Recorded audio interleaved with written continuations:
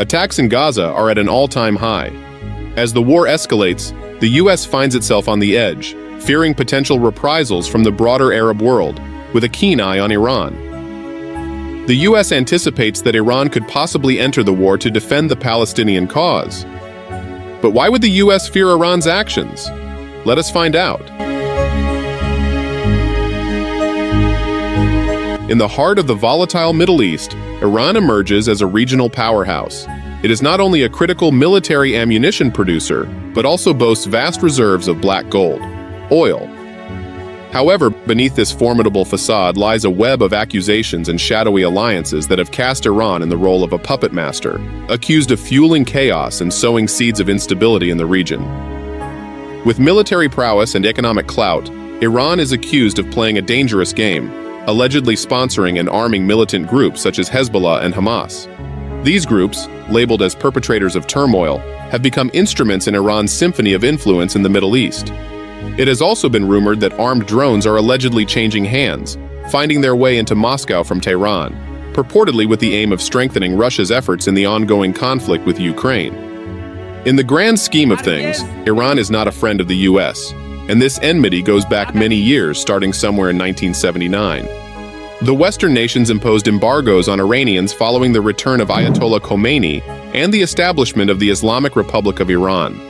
The embargoes proved extraordinarily effective, keeping the Iranians from purchasing modern, advanced equipment from European or American firms. In reaction to this, the Iranian government began to seek out and rely upon arms deals with non-Western countries, including Russia, China, and North Korea, establishing a formidable relationship with the three countries.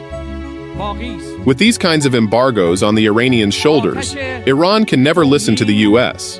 Iran instead has found a strong ally in China. China is not only a diplomatic ally, but also a big economic partner with huge trade exchanges between the two countries. A good case in point, China has overtaken Japan as the huge purchaser of Iranian oil, and that's not all. China has also promised to help Iran in developing its own nuclear capabilities. A closer look at Iran's nuclear advancement reveals a glaring picture of the current situation. Tehran now has a host of advanced centrifuges, a growing highly enriched uranium stockpile, and a cadre of seasoned physicists and nuclear engineers. The path to a nuclear weapon seems, at this juncture, devoid of significant technical hurdles. But all this would not have been possible were it not for Iran's deepening alliances with both Russia and China. In a shocking report released by the International Atomic Energy Agency, a concerning revelation indicates that Iran's pace of uranium enrichment is rapidly accelerating. The current status quo sees Iran possessing a substantial quantity of uranium enriched up to 60% purity. This level, deemed perilously close to the threshold of weapons grade, has raised alarms among Western powers who insist that such enrichment lacks any legitimate civilian purpose. The chilling reality is that Iran now holds the potential to craft 3 bombs with the enriched uranium at its disposal. However, while Iran's nuclear program has the potential to manufacture fission weapons in a matter of weeks, as of now, Iran has not yet confirmed the possession of nuclear weapons. With this in mind, the United States is acutely aware that any Iranian involvement in the defense of Gaza, including potential attacks on Israel, would be nothing short of catastrophic. The president of China has affirmed that China stands behind Iran in safeguarding national sovereignty and resisting unilateralism and bullying. Ever since the conflict began, a power struggle has ensued among the superpowers within the UN Security Council. Western powers are on one side, while China and Russia stand united on the opposing front, engaging in a relentless cycle of vetoing and counter-vetoing, particularly concerning the Israel-Palestine issue. The West clearly would not want the war in Gaza to end quickly. They have consistently vetoed proposals for a humanitarian ceasefire at the Security Council. For instance, the U.S. rejected Russia's amendments proposal that called to end indiscriminate attacks on civilians and infrastructure in Gaza. Russia has also condemned the imposition of the blockade on the enclave and called for a humanitarian ceasefire. The U.S. has instead opted to provide Israel with financial and ammunition assistance, indicating a clear intent by America to see through its mission in Gaza to fruition. In the midst of all this, you might wonder, where do the Arab neighbors stand in coming to the aid of their fellow neighbors? Well, the Arab world has refused to sit pretty and witness the extermination of Palestinians. There is an impending threat of retaliation from Middle Eastern nations, and Iran stands out as a nation ready to swiftly come to the aid of Gaza.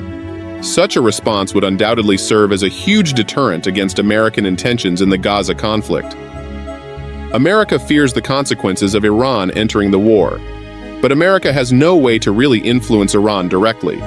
It has to seek the intervention of China to quell Iranian moves. In a high-stakes summit in Saudi Arabia, Arab leaders didn't mince words as they expressed profound dismay over the unfolding humanitarian catastrophe in Gaza. Pointing fingers at the UN Security Council and the international community, the Arab leaders decried a collective failure to act in the best interests of civilians caught in the crossfire. They insisted that Israeli occupation authorities bore responsibility for the crimes committed against civilians in Gaza and called for an immediate ceasefire. The Middle East leaders demanded the Security Council shed its lethargy and promptly end the belligerent war, wreaking havoc on their people. In a bold stance, they did not fail to call on the Biden administration to halt Israel's aggressive maneuvers, occupation, violations, and desecration of sacred sites, and ensure the protection of innocent lives. However, residents in Gaza assert that military and security solutions are not acceptable, having witnessed their repeated failures in the past.